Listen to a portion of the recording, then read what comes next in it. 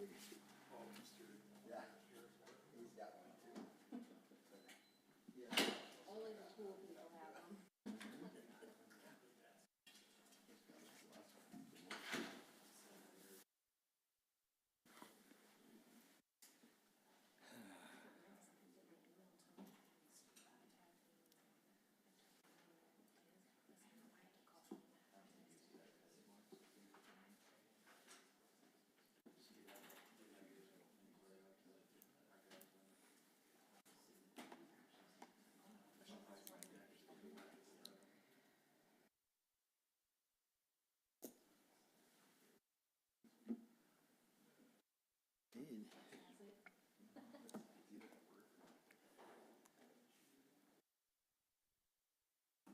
Waiting on these two and then we'll start. So.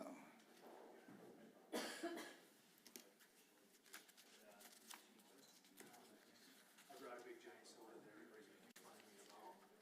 Yeah, I hope we don't get thirsty. I'm gonna drink the whole thing right now. All in one gulp.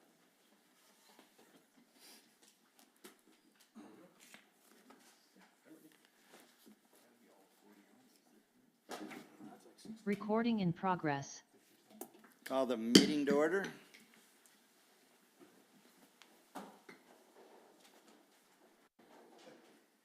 I pledge allegiance to the flag of the United States of America and to the republic for which it stands, one nation, under God, indivisible, with liberty and justice for all.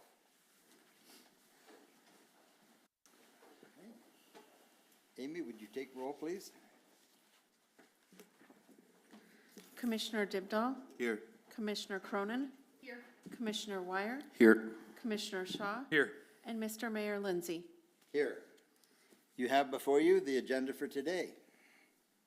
Motion to approve agenda as presented. Second. We have a motion and a second. All those in favor, signify by saying aye. Aye. Those opposed, same sign. Motion carries. Under business, strategic plan update. And I'm going to ask Jameson to go ahead and take the lead on this. Thank you, Mr. Mayor. Welcome everybody to our work session for this afternoon. We want to kick things off with a strategic planning update. I think it's been probably about 6 months since we had an update on this, so I'm pleased to share that things are moving along nicely. Of the last couple of months, city staff have started some weekly meetings to work on implementation of this plan, and each week we are continuing to discuss and chip away at the different goals included within it. So as a quick review, our strategic plan was a 3-year plan. At the end of this month, it'll officially mark the halfway point between the middle of that 3-year plan. We have 5 pillars or principles for development of the plan. They are prioritize community engagement, strengthen collaboration, address critical needs, enhance quality of life, and invest in the city workforce. Between those principles for development, each has multiple goals, and in total, the plan has 25 goals. Each of those goals have multiple strategies, and in total, the plan has 85 strategies. So it's an ambitious plan, and we certainly have a work cut out for us, but we've been making good progress on each of those strategies. In the packet, you have a document that has 1 page for every one of those 25 goals that shows how far we are on each of those. I'm not going to go through all of them. I'm happy to answer questions on any of them that you may have questions on. A few things I would call out that have happened recently, and on the very first page, you'll see that our goal on intentional events and engagement is complete. And so this is the first goal that has all of the strategies marked as complete. So that was an exciting milestone for us, and we are looking forward to seeing progress made on the other 24 goals to reach completion. One of the exciting things in the community is in the area of the chamber in our downtown. So the chamber has started a new committee focused on downtown operations and discussions. And so that downtown committee just had its kickoff meeting last week. And you'll find involvement from that committee throughout this plan, most notably in 4.1, or the first goal of the 4th pillar, which is quality of life. But they're also found in activities in the community engagement and the strengthening collaboration sides of the plan as well. So we're looking forward to that group being involved with helping us with different aspects of strategies that cover different pillars here.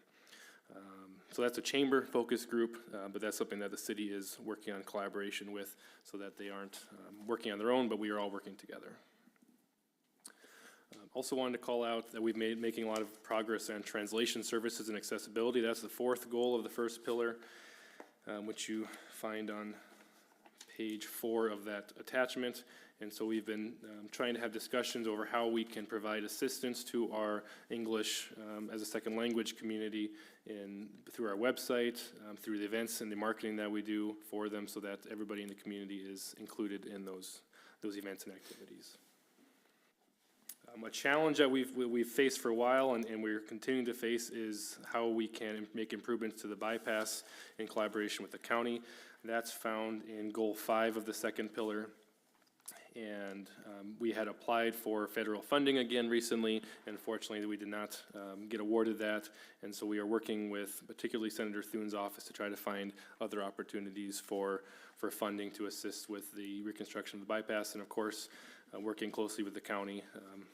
If that road were to be improved and reconstructed, we would work with the county to transition the ownership of that road to the city. But until then, it's still a county-owned asset.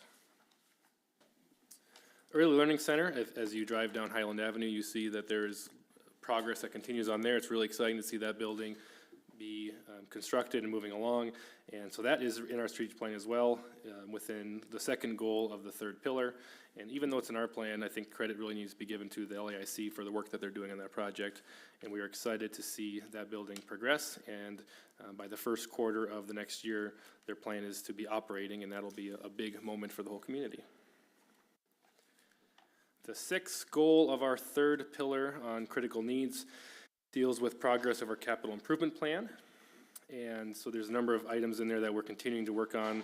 Egan Avenue was one item under there as a strategy, as well as just our general improvements for our electric utility, as well as our water, sewer, and streets improvements as well. So a lot of big projects moving along. And as far as that big chunk of SRF funding that we received a few years ago, this is the last year for some of those projects being completed, and once those are completed, we are working on other projects as well, but we're happy to see a lot of the projects identified in our IIP and our CIP making progress. Moving into our quality of life pillar, the second goal there is on trail system, and of course we had our rec trail plan approved about a year ago, and then we've applied this year for funding, and we'll keep our fingers crossed and find out this November or so whether we will receive any funding to extend our existing rec trail program. But I wanted to make note that the Lake Madison Development Association has finalized their own master plan. They presented to the county commission last week, and those all kind of fall into our strategic plan as well, both with our rec trails as well as how do we connect to our lake area and to our residents that live out there, and work together. And so we've had a good working relationship with some residents on the lake and had discussions on how we can continue to involve them in city activities. And then the last thing I'll note is just kind of a general summary of the fifth pillar, which is on city workforce, that we've made a lot of progress here as well. Everything from employee committees to review of policies and manuals and trying to update some of those, looking at training opportunities, and there's been a lot of discussion on benefits and other things as well. So our employees are getting more involved with these decisions, and conversations are being held, and we are looking forward to continuing to make progress on investing in our city workforce. Those are some things I've done recently. If I had to note a few things upcoming, we've had good conversations with both of our school institutions, being Dakota State and Madison Central, about how we can involve students in aspects of our plan and our community life, as well as faculty. That's all found in the second pillar on strengthening collaboration, so that's going to be an area we're going to be continuing to move forward on. With our new commissioner starting in a few weeks, sometime after that, I'd like to plan a retreat for the commission so that we can have more time to discuss some of the vision making that this body wants to be making for the future. That's in the sixth goal of our second pillar. This fall, it'll probably be a few months yet, but we have on our radar to start looking at development standards of our city, whether it's zoning, subdivision regulations, otherwise looking at what we need to be doing to change or modernize those if there's any opportunities, and involving local contractors and working groups in that process as well. And then finally, we have a whole goal on enhancing arts and entertainment in town, and so we're reaching out to groups in the community who are interested in that area to try to find out how we can help and support them in the arts and entertainment industry, and that's fourth pillar, fourth goal. A lot of stuff in here. We've made a lot of progress, and there's a number of items that are still not started or on track. In some cases, those on-track items have been worked on substantially. Some of them are going to be reaching completion in the near future. Some of them are big items. If you look at our early learning center that the LAIC is spearheading, that's one of our 85 strategies. So some of these strategies, even though they're one item, are big items and they take a lot of work. Other items are one step in the process, or smaller ones that can get done quicker. But we are looking forward to making progress on all of them. We can't make progress on all of them at once. A lot of information, try to give a good summary there, but I'm happy to answer questions on anything within the plan. Questions or comments? Do you feel we're further ahead than we predicted? I feel like we're further along than I thought we'd be at this, only this short amount of time in. I'm happy with our progress. I don't know if I had an idea of how far along we'd be after 18 months, but I am happy with our progress. There's a lot here to do, and so we have to just take it one bite at a time. There are some areas, especially the first pillar on community engagement, that I feel we've made huge progress on. And that pillar, I think the last I checked, was about 70% complete. Other ones are, when it comes to completion, aren't there yet, even though there's a lot of stuff in progress. So there's some, as with any plan, there's some things that I thought would be simple things that we could move along really quick on, and they're taking longer. There's other things that are actually moving along quite nicely. I will note, I think it's important that this is a working document. It's meant to be changed, updated, edited. It's not set in stone. And so there's been times when we've added strategies. I think there's 2 strategies I added in here, which weren't in the original document, but things that we felt were important enough and needed to be part of our strategy. And there's other things that were directing us in towards one direction, and after discussing and looking into it, we decided that wasn't where we wanted to go, and so we've either adjusted it to try to accomplish the same goal coming from a different angle, or possibly removed it entirely in terms of this isn't something that we feel like we need to do at this time either. And that's okay, because this was one snapshot of where we need to be 18 months ago, probably 24 months ago when this was approved, and today we have different challenges, different opportunities, and we want to continue to keep that document evolving and adapting to the current situation. I think I'll just add that this was extremely important to me as a commissioner, and I kind of pushed some of this back 3 years ago, I suppose. Yeah. But I really am extremely pleased with the progress that we've made and where we've gotten. To accomplish what we have in just a short year and a half is substantial, and that goes to a lot of work of our employees and you, and those things just don't happen by accident. And I think people need to understand that there's a lot of intentional purpose that goes into these things, and we can't have this without good staff that does this. So I thank everybody that's been involved with this process. I appreciate that. We certainly do have good staff, and it's not any one person to push or implement this. It takes a whole team, which is a good reminder that I think it's worth noting the partners that we have in the community, the LAIC, the Chamber, Dakota State, Madison Central, Lake County. We've got friends that live on the lake. We've got friends that are involved in different things around the town that are all involved in this. And so this really is more than the City of Madison strategic plan, but it's our strategic plan for our whole community. And that can be challenging because we don't have control over all those groups, but we don't have to because we're working together in collaboration. And it's important to note that a lot of this plan can't be accomplished without the support of those groups, and we're all working in tandem. I would echo that. I think that the progress speaks really greatly to the great partnerships that we have. The downtown businesses, I'm glad that group is up and going, and because I think that's a really important area for us to focus on. With that community group that's ran by the Chamber, everybody downtown invited to be a part of that focus group, or is it just chamber members? Yeah, so of course, that was something that the chamber has put a lot of thought into how to do that. So they have a voting group of members, and that's made up of majority chamber members, but they have invited non-chamber members to be involved in that.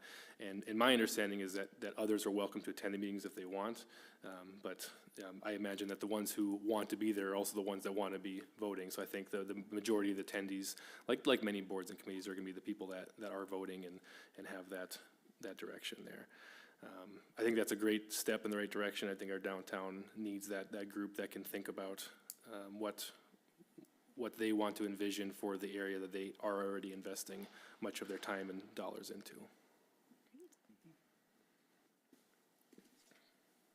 Other questions or comments?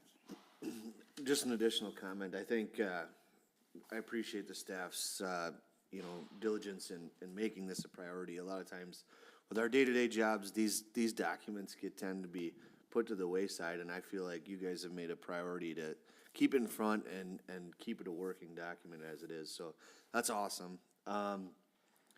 Just to step back with the bypass stuff. Are we regularly meeting with the county in regards to that, or is it kind of as funding becomes available, or what's our dynamic there? Yeah, good question. It's more the latter, as funding becomes available. We have a good working relationship with the county, so if issues arise on anything, we're always able to pick up the phone and talk to each other. But as far as the bypass goes, they're not in a position where they can provide funds to reconstruct it, so it is based on what kind of grant funding might be available out there. We were very optimistic for the congressionally designated spending that we've applied for the last 2 years. Unfortunately, this last year, Congress did not award any CDS grants due to passing a continuing resolution rather than a new funding bill. No grants were made. Hopefully, in the future, those grants become available again. We did not submit an application for it this year, but Thune's office is working with us to try to find other opportunities for funding.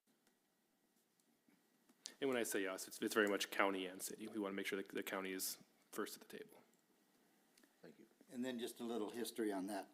Originally, when the bypass was built, it was built with a collaboration agreement that the city would take care of half of it and the county take care of half of it. And so that's why from Pizza Ranch down to Southwest Fourth, the city takes care of a lot of the maintenance. Gary, correct me if I'm wrong. And from Southwest Forest around, and that the county takes care, and so it was initially set up as a joint agreement road, but it's county owned. So, the other thing that I'll add is, with our new facility and with the communication upgrades and options in that we've done as a city, and that, I'm really proud that we're keeping the public as informed as they want to be. So, all right. Any other questions or comments? All right, you want to move into number 2? Sure. Out-of-city utility rates. Yeah, I'll probably ask Mike Plusser to step up for this one as well. Some time ago, there was a question asked about what level of utilities our out-of-city customers are paying in addition, higher than our in-city customers. So we wanted to have that on here for discussion. In the future, if there are, when we come to the time to make rate changes or adjustments, we will be able to incorporate any direction or discussion that you'd like to have today into that action at a later date.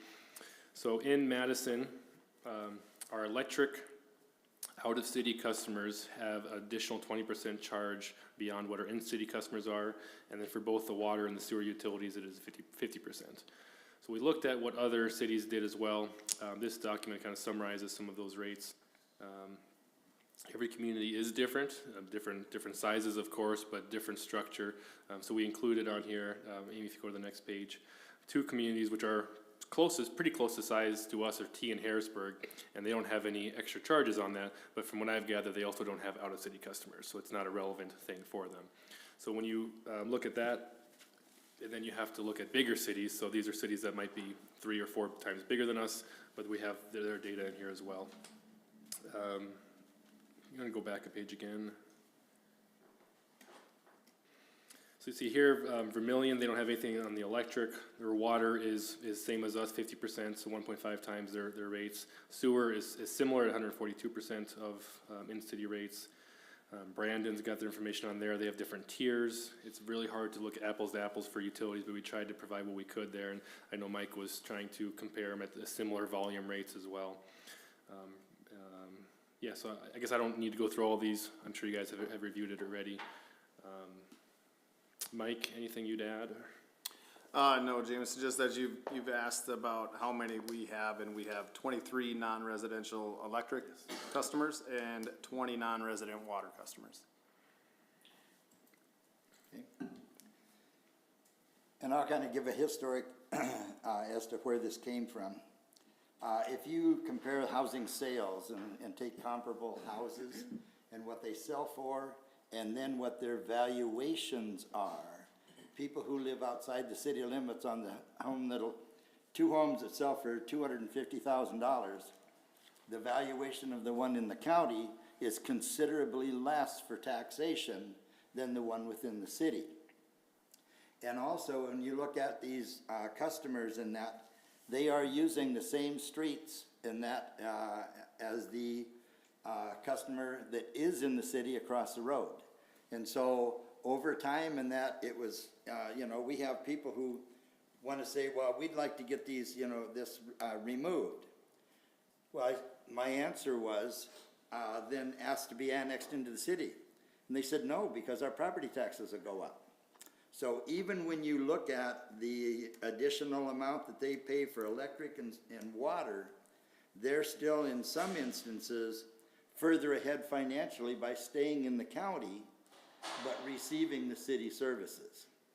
And so, yes, we have 23 additional customers. One of them that I know of, and that is actually in the Sioux Valley territory. And years ago, and that Sioux Valley did not want to run the power to service just that one house amongst others. And so they're on city, even though they're receiving city services, but the house itself is not considered within the city, so they get the benefit of lower taxation. It's also one of the sales points that contractors in the area and that sell when they're building homes. Build outside the city, and that your property taxes can get you a more expensive home for the same dollar. So that's kind of the history of why and how it was to encourage people to be a part of the city of Madison. But if you don't want to be part of the city of Madison, you're getting the same streets, snow removal, things like that, that the citizens of the city of Madison are actually paying for. So that's kind of the history behind some of it. Questions or comments? Mike, are you able to kind of get into what you're using this information for, or what, why we're going through this, other than just comparing? The non-residential rates, I know that it was asked of me to get comparables. So that's what we did. We provided those from different various cities throughout South Dakota. And we had a customer that asked if the rates could be dropped to the same. And again, that's when I said, well, ask to be annexed. And they said, no, we don't want to be annexed. We just want to have our electric and utility rates lowered. I don't have a problem with charging more. My question was, why such a discrepancy between the electric and the water? Why do we charge so much more? Maybe you can speak on this better, Mr. Mayor, but just from looking at it from a monetary standpoint, is that the water and sewer is a much lower bill. And then, so that would be at 50%. And then the electric is normally a higher bill, so that's reduced down to 20%.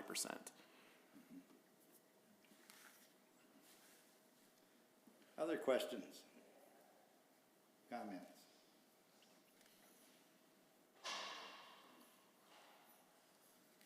Okay. Anything else? If not, then we will move on. Number 3, walkthrough of Public Works Building and Water Department Building.